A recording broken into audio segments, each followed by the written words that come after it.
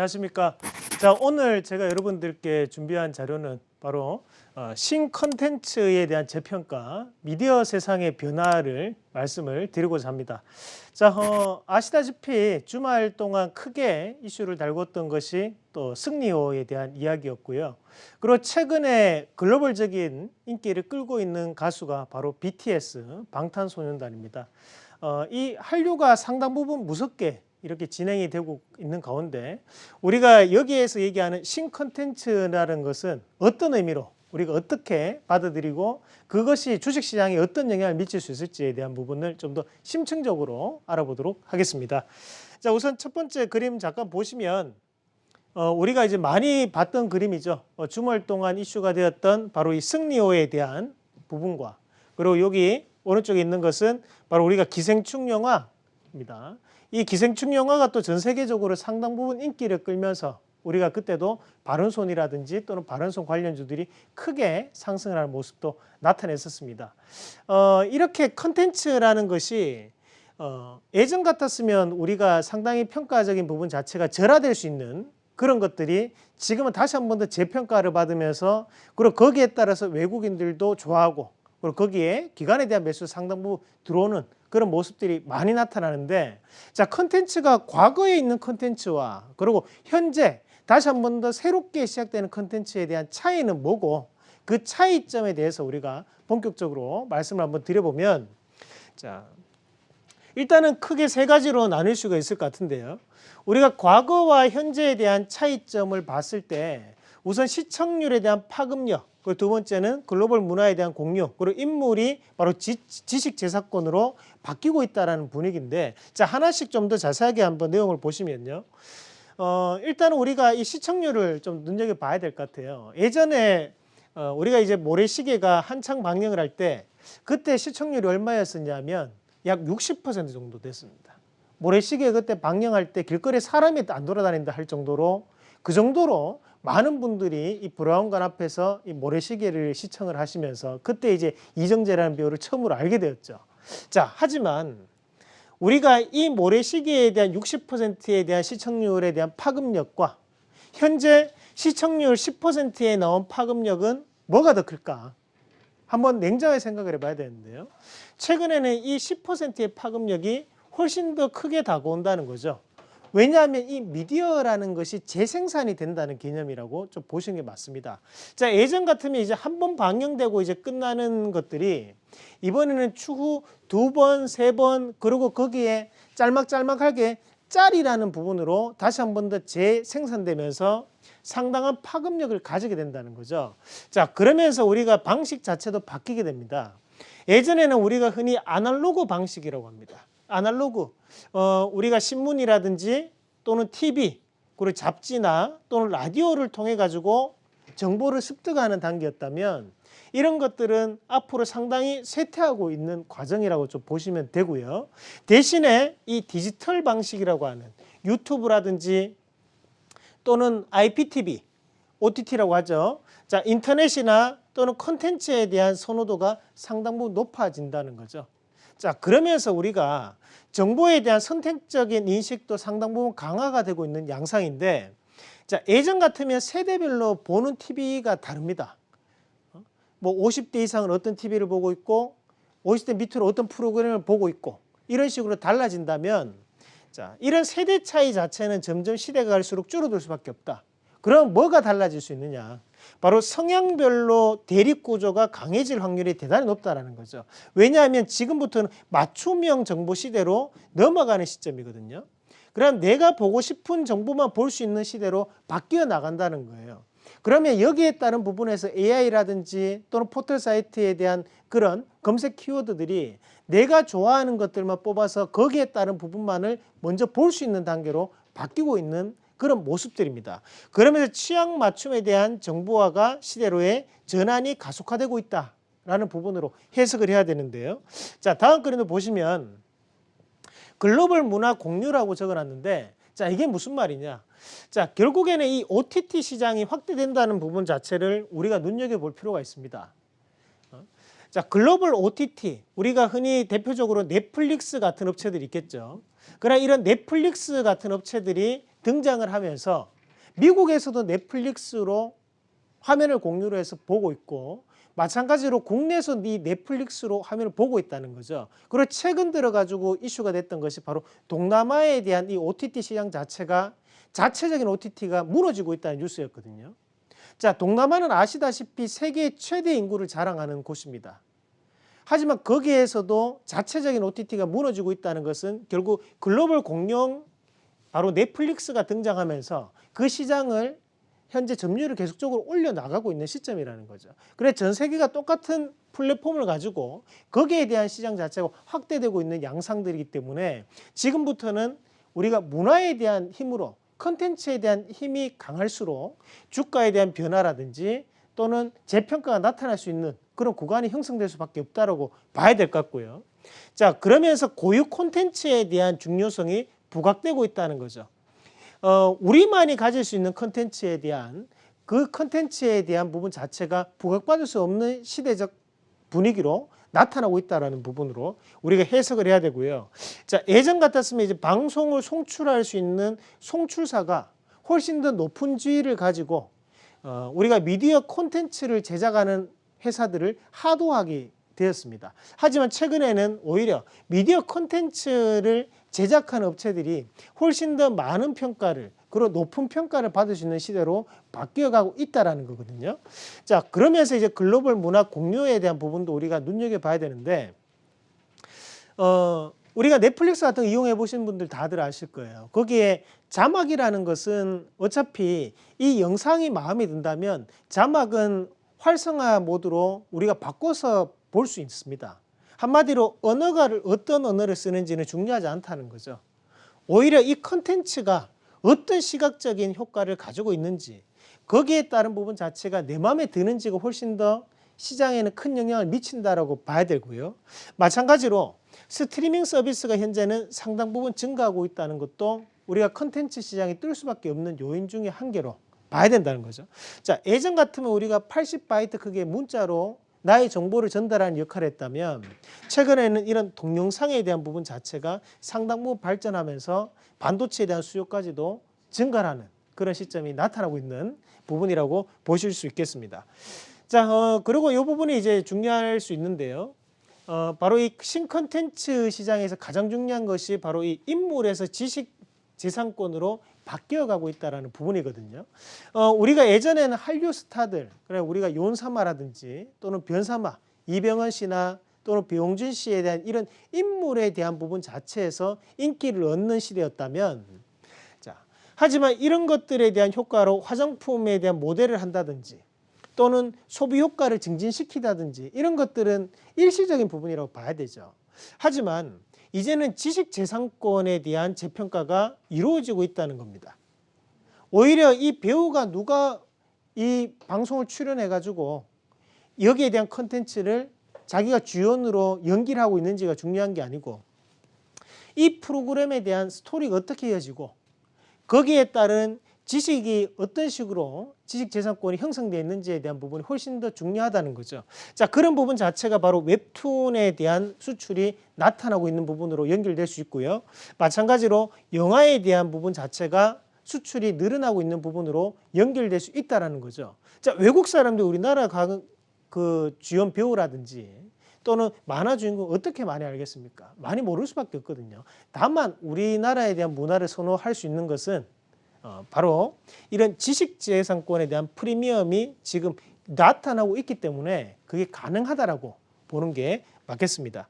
자, 그러면 이런 부분 자체에서 우리가 달라지는 한국 콘텐츠, 신콘텐츠가 어떤 식으로 진행이 되는지를 보시면 예전 같았으면 우리가 IP 스튜디오 또는 우리가 배우 기획사를 통해 가지고 그냥 드라마 한 편이 뚝딱 하고 만들어집니다. 하지만 이제는 원팀으로 이루어진다고 보시면 되거든요. 그러면 IP 지식재산권을 가지고 있는 회사가 따로 있고요. 그 회사를 기반으로 해가지고 웹툰이 제작이 되고 이 웹툰으로 제작돼서 성과를 냈던 것을 다시 한 번 더 영화화하는 것이 영상 제작사가 되겠죠.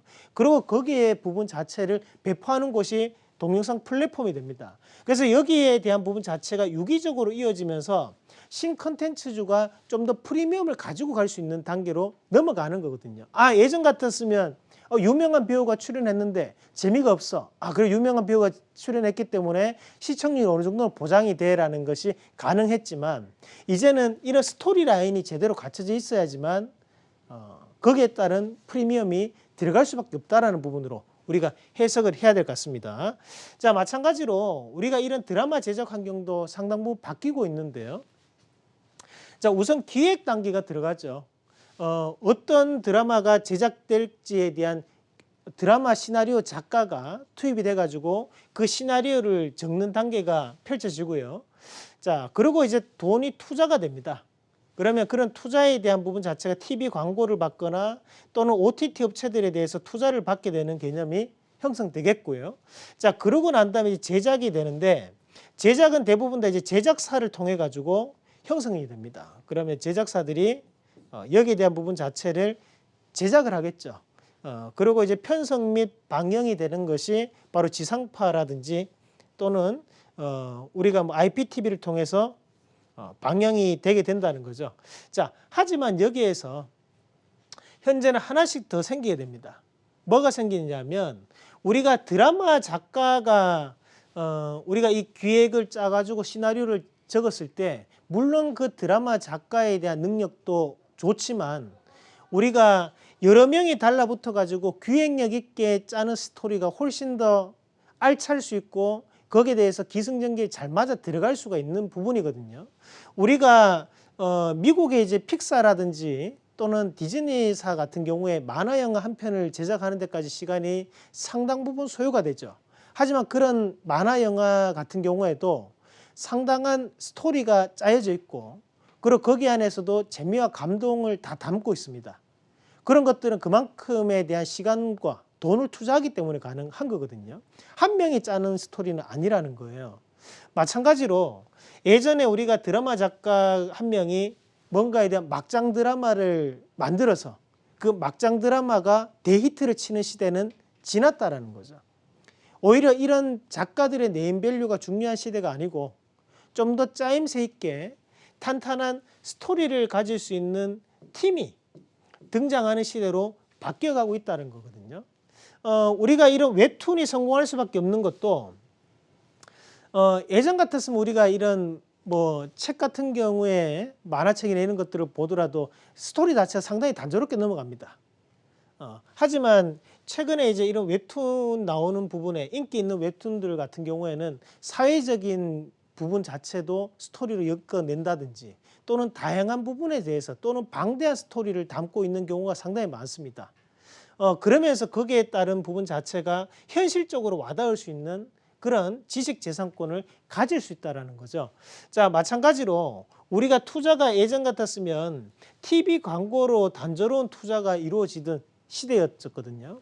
그리고 거기에서 좀 더 투자가 붙는다면 통신사들이 좀 더 붙을 수 있는 그런 단계였다면 자, 최근에는 이제 다양한 글로벌 OTT 업체들이 지금 시장에 진출을 하고 있는 단계입니다.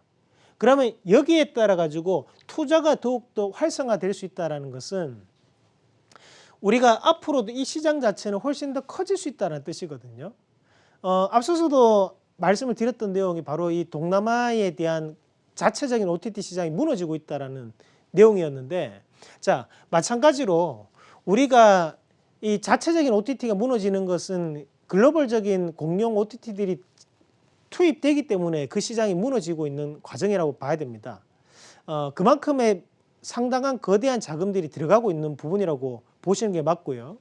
우리가 이 넷플릭스 같은 경우에도 우리나라에 자체적으로 투자를 하고 있는 부분 자체는 국내 시장 자체가 이런 컨텐츠에 대한 힘을 가지고 있고 그 힘 자체가 글로벌적인 부분에서 막강한 위력을 행사하고 있기 때문에 가능한 부분이라고 봐야 된다는 거죠. 그러면 신규적으로 이런 많은 업체들이 이 우리나라 시장에 다시 한 번 더 본격적으로 진출을 하면서 투자에 대한 메리트를 가졌을 때는 훨씬 더 지금 이 컨텐츠 시장은 더욱더 커질 수 있는 그런 단계가 형성될 가능성이 높다라는 부분으로 우리가 볼 수 있겠고요. 자, 마찬가지로 이제 제작사에 대한 부분인데요. 우리가 이 제작사 같은 경우에도 예전에는 그냥 일반적인 PD가 퇴사에 대한 대표이사를 하는 부분이었다면 요즘은 이제 전문 경영인을 거치고 거기에 따라 가지고 이 컨텐츠를 가지고 있는 업체들이 상당히 많습니다. 최근에 이제 넷플릭스에서 엄청난 인기를 끌었던 드라마 중에 한 개가 이제 스위트 홈이라는 드라마가 있었는데 그것도 마찬가지로 이제 웹툰에 대한 IP를 가지고 우리가 드라마를 제작하는 스튜디오 드래곤에서 제작을 해서 큰 인기를 끌었었고요. 자, 마찬가지로 우리가 킹덤이라는 회사도 우리가 주식시장에 상장되어 있는 업체죠.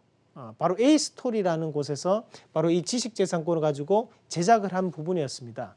그만큼 좀 더 이런 제작사들이 지금은 좀 더 양지로 드러나면서 투명하고 그리고 좀 더 공정하게 이런 IP에 대한 부분 자체를 우리가 평가할 수 있는 시대로 넘어가고 있다는 부분으로 해석을 할 필요가 있겠죠. 자, 예전에 우리가 엔터주라든지 또는 콘텐츠주들의 가장 큰 문제점이 뭐였냐면 인기를 먹고 산다는 거였거든요. 인기가 많은 것들이 결국에는 또다시 이 사람이 인기가 있던 연예인이 군대를 간다거나 또는 뭔가에 대한 잘못된 도덕적인 행위를 했을 때 그 회사와 매출에 직결적으로 연결되면서 그 회사에 대한 장래가 상당히 불확실했던 부분이 많았어요. 하지만 이런 것들이 인물에서 지식재산권으로 넘어오면서 위험에 대한 부담감 자체는 점점 더 작아지고 있다는 거죠. 자, 그런 부분 자체에서 본다면 우리가 지금은 이런 지식재산권에 대해서 좀 더 집중할 수 있는 환경으로 넘어가고 있다는 것을 알고 계셔야 될 것 같고요. 마찬가지로 이제 지상파에 대한 이런 권력적인 행위들 자체가 지금은 시간이 지날수록 내려갈 수밖에 없다는 겁니다. 예전에는 우리가 드라마 한 편의 시청률이 40% 또는 60%까지도 나오던 시대였지만 최근에는 드라마가 끽해봐야 우리가 10% 나옵니다. 10% 나오더라도 엄청난 우리가 지금은 시청률을 봐요. 그 정도로 지금은 자기가 원하는 시기에 볼 수 있는 이런 OTT 서비스가 활성화되고 있는 시장이기 때문에 우리가 지금 이 신콘텐츠에 대한 부분 자체는 상당 부분 바뀌고 있다라는 부분으로 해석을 해야 되고요.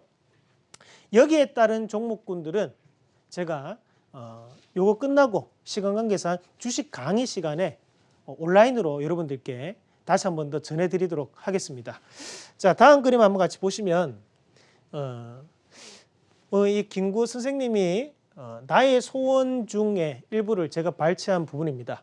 자, 내가 원하는 우리나라 오직 한없이 가지고 싶은 것은 높은 문화의 힘이다. 문화의 힘은 우리 자신을 행복하게 하고 나아가서 남에게 행복을 주기 때문이다 라고 말씀하셨습니다. 이 컨텐츠의 힘이 김구 선생님이 원했던 그만큼에 대한 부분으로 올라가고 있다는 것을 우리 주식시장에 참여하는 개인 투자자들이 반드시 느끼셨으면 좋겠습니다. 자, 저희가 지난주에 저희 가족분들하고 유망주에 대한 부분 자체를 했던 부분을 요약을 했는데요. 저희가 이제 1월 28일부터 2월 4일까지 약 2주 정도 매매를 했던 내역인데, 자, 여기에서 보시면 좋은 수익률이 나왔습니다. 시장이 그만큼 이제 횡보하는 모습도 많이 보였지만 특히 이제 지금 효성 같은 경우에는 이 대형주임에도 불구하고 일주일 만에 약 20% 가까이 지금 크게 상승하는 모습이 보였는데, 자, 여기에 있는 종목군들이 보시면 아시겠지만 급등한 종목보다는 급등할 수 있는 종목을 미리 선점하는 그런 매매를 진행을 하고 있다고 좀 보시면 되고요. 자, 이 효성 같은 경우에도 우리가 차트를 한번 같이 보시면, 자, 여기 자리거든요. 급등을 하기 전에 타이밍에서 우리가 보고 지금 현재 이 업황 자체 사실 우리가 화학주들이 최근에 들어서 대부분 다 재평가를 받으면서 지금 상승 랠리를 펼쳐 보이고 있는 상황입니다. 이 효성에 대한 자회사가 효성 TNC라는 기업이 최근에 상한가까지도 가면서 상당히 좋은 모습 나타냈었고, 마찬가지 효성 첨단 소재 같은 기업들도 주가에 대한 움직임이 상당히 좋았거든요. 하지만 이 모회사인 효성은 주가에 대한 움직임이 없었다는 거죠. 그 말은 주가가 다시 한 번 더 강한 상승을 보일 수 있는 원동력이 될 수 있다는 부분으로 해석을 했고, 자, 정확하게 이 지점에서 다시 한 번 오늘까지 강하게 상승을 하면서 20% 이상이 올라오는 모습을 보였는데, 자, 지금 시장에서는 우리가 이렇게 급등한 종목보다는 급등할 수 있는 종목군들을 미리 바닥권역에서 선점하는 그런 매매를 할 필요가 있다는 것을 여러분들이 좀 더 알고 계시면 좀 좋을 것 같습니다. 그래서 우리가 이렇게 매매가 진행이 되는데요.